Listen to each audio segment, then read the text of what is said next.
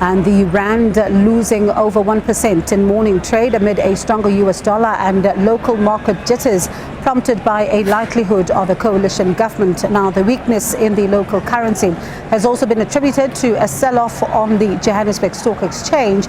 Most JSE stocks are trading in the red, with most indices down over 2%. In early traders, projections showed the governing ANC was set to lose its majority. Now, bank stocks posted the biggest losses, and SABC News economics editor Tshepo Mongoai will be joining us for this particular conversation. I mean, it's not only on the political front where, there's a lot of anticipation, there's a lot of focus on what is taking place there on the leaderboard. There's also the markets that do react with, of course, an indication of what is the uncertainty then telling us about what is to happen. And of course, as you look at that leaderboard there, you can then expect that some of the investors are also waiting with bated breath to see where things go, because investors also at the same time, as you've heard, even with different analysts, they do focus a lot even on manifestos, for example, to see and get an indication of where things go. So what does this tell us then if we are now seeing, just these developments around the rand? Tshepo is with us now to look at this and more. Tshepo, thank you so much for your time. I mean, we're looking at a rand losing over 1% this morning. What does that tell us? Well, yeah, we've seen this morning. I mean, last week we were looking at the local currency closely, but it had some, strength that was coming through. But however, we saw this morning as the outcome of the results slowly started trickling in, it lost some grounds. It actually touched 18 rand, just over 18 rand 70 to the US dollar. It went back and strengthened slightly. That gives you a picture of how volatile this local currency and how quick it can actually react to developments. But that weakness was not just limited to the local currency. The stocks on the JSE generally were weak, with the all-share index also down around 2%. Some of the stocks, especially your banks, as well as retailers, they were down. I mean, some of them 7% down, 5% across the board. So there are two reasons. I think one is developments in the US. There are some data that came out of the US that indicate that perhaps the US is still facing some serious inflationary pressures, and perhaps they will have to sustain their current elevated interest rates for longer. Obviously, that's not good news for emerging markets like ourselves, despite the fact that we offer slightly higher yields. But of course, we compete with the likes of the US, and if they're going to be keeping interest rates higher, it will automatically affect us. But also domestically, we've got elections. There are some concerns that are coming through in the markets, and one would have thought perhaps the markets had already priced in these kind of developments, but clearly not. The market is quite concerned about the developments that we're seeing, especially the continuity and the stability in terms of our macroeconomic policy framework, our fiscal policy. Remember, some of these participants in the market, they are our creditors. So they've given us a whole lot of money, and they are watching every development in South Africa with quite keen interest to see if indeed the current economic framework will be able to meet the obligation that we've already committed to service the debt. I mean, we owe billions, trillions of rands, both locally and internationally.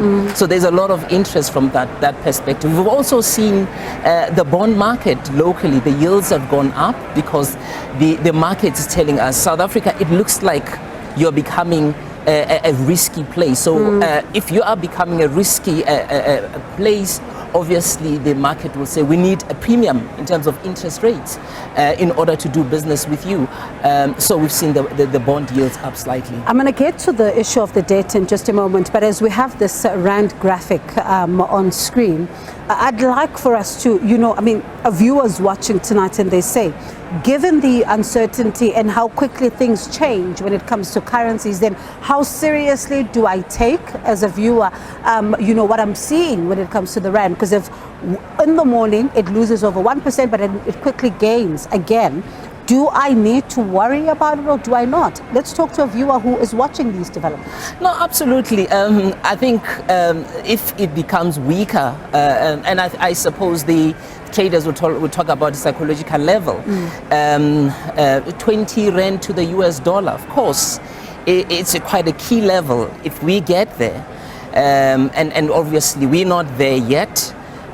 So if we get to those levels, it not only will it become quite inflationary, but it will also put South Africa in a different light in terms of how it will be perceived by the investor community, and it will also make it very difficult, especially for some of the products that we bring in and we buy in US dollar, like your oil price, which for some time we've been benefiting from lower international oil price, but also the stability at around 18 rand to the US dollar that we have seen. It has actually worked in our favor, and that's why now we talk of a possible cut in the price of petrol.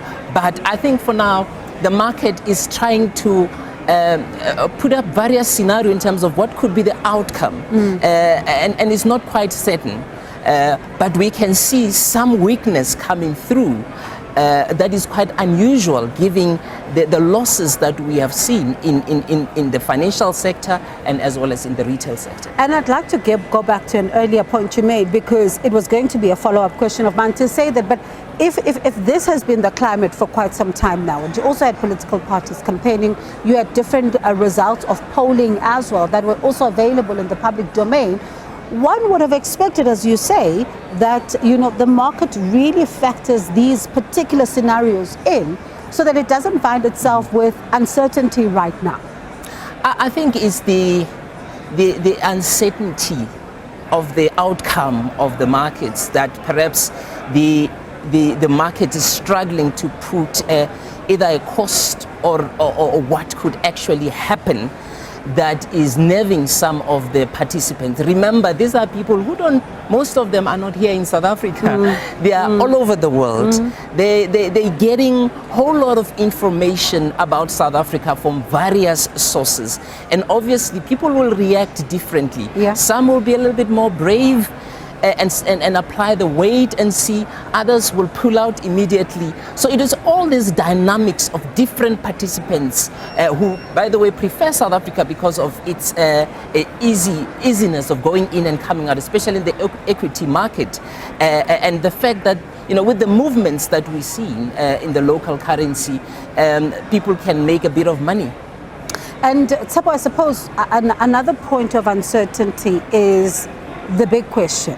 A number of people saying that potentially South Africa finds itself in a coalition arrangement. What does it look like? What does it mean?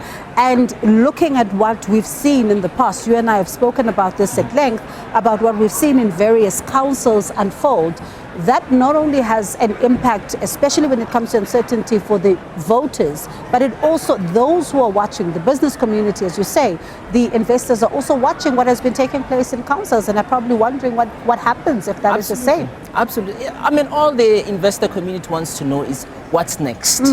And they need a very clear, emphatic direction in terms of where our economy is going. There will always be people who would be interested in investing in any economy as long as they know what to expect and what they are dealing with. You know, people risk appetite differs depending on what the country is offering in terms of opportunities. I mean, like we always say that even war-ravaged country, there are companies that still go there and invest. So basically, they need certainty. They need to understand what is going to be the outcome, what kind of policy framework. Will the current promises that came out in the February budget by the Minister of Finance in terms of the commitment to reduce the debt, will that be able to be achieved? You know, all those commitments needs to be. Does the trend, sorry, Tshepo, does the trend of the supply and abundant supply of electricity continue? You know, because that is also another big issue to say you may have had nearly, 60 days of electricity supply, but does it stay the same post the elections? Yes. As well? You know, interesting is that if you read at some of the ratings review by your rating agency, there is some optimism that is coming through that South Africa, even before the 60 days, the review indicate that indeed South Africa is on the right path in dealing with the electricity challenges. So they're not quite concerned about it because they believe that we will get this behind. But I think the elephant in the room at the moment is what would be the outcome of this particular election. What kind of coalition would be in place? Will that affect the promises that the South African government has made to the international investor community on what they are doing in order to put our fiscal framework on a sustainable road?